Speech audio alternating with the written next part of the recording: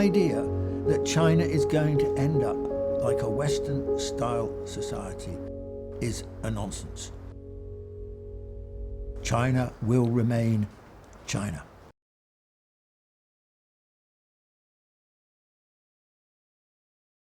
The arguments over the islands in the South China Sea are quite complex problem, and I don't think there is any easy solution whatsoever for anyone, actually.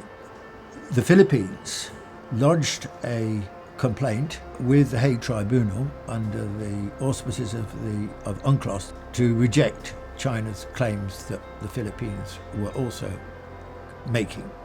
And as we all know, the Hague Tribunal ruled in favour of the Philippines and against China. Firstly, UNCLOS is not a competent body, really, in my view, to make such a judgment. It is not binding in any way. And I think that, in a way, its attitude, in some profound way, disqualified it from competence.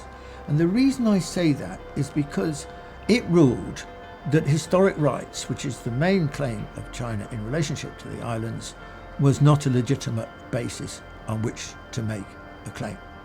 Now, it so happens that 3 of the 6 claimants in the South China Sea, namely China, Taiwan and Vietnam, all based their claims fundamentally on historic rights. So I regard UNCLOS and the lawyers the judges that were, the 5 judges were Europeans, were really they were making Western style judgments based on Western law and so on. And it's not appropriate for the South China Sea. It's ignorant because they themselves are so distant from the experience and the history of the South China Sea. But the Western position tends to be this: international law. What is international law? International law is essentially what has been introduced since the West became dominant in the world. So basically, it's the law over the last 200 years. In the maritime case, the law since basically about 1945. Why should China think history started 200 years ago, when China is at least 2,000 years old? So I think that one thing that's interesting about the island case is that it's a kind of cameo of the world, if you like. That as China rises and the West declines, the whole notion of what is, when history started, what is relevant and what is irrelevant is turned upside down. Now, the West hasn't come to terms with this at all so far. I mean, it hasn't even thought about this. There are very few lawyers, for example, that are sensitive to this way of thinking.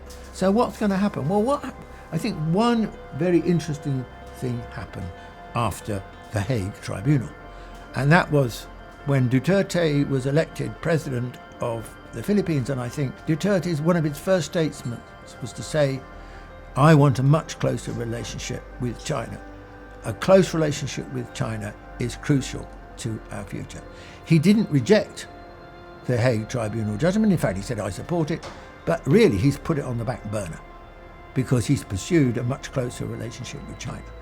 And so the issue of what happens in the South China Sea is not really, primarily in my view, going to be determined on a legal basis. There isn't any body, any single organisation that can make that decision anyway. It's going to be determined by a variety of factors, one of which is economic.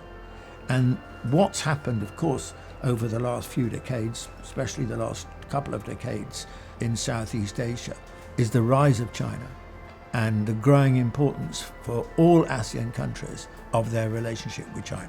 China is now their major trading partner, I think, of every one of them, and one of their major, if not the major source of investment in their country.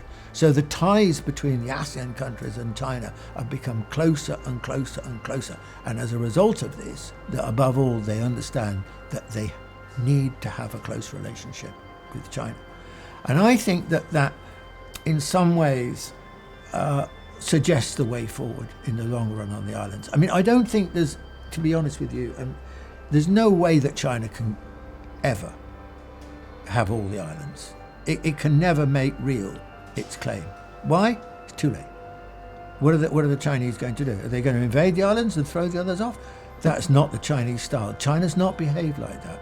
So I think one possibility would be, in the short to medium term, joint development and put the issue of sovereignty on one side. In the long run, perhaps actually we'll be looking at shared development and shared sovereignty as a solution. But that's looking well into the future. Actually, the notion of strict frontiers, where you can draw the line as to exactly where they are, and it's marked by, depending on where it is, a wall or a fence or a river or, whatever it is, was something that came in with nation states. I mean, China's inheritance, Mao's inheritance after 1949 was essentially that there were very few borders, and those had to be negotiated. So there were long disputes. The Russian border is extremely long. There was the border with Vietnam, which by and large, by the way, has not really moved since Vietnam was formed in 900 AD or whatever it was. And then there was India. The only borders that haven't been cleared now is the border with India, but everything else is an enormous task, has been renegotiated. But certainly in the civilization state period, basically you had more than borders, you had kind of border areas. There'd be maybe quite a large area where there'd be a lot of intermixing and lots of different things happening, and it was sort of regarded as, this is the transition point rather than this is the line.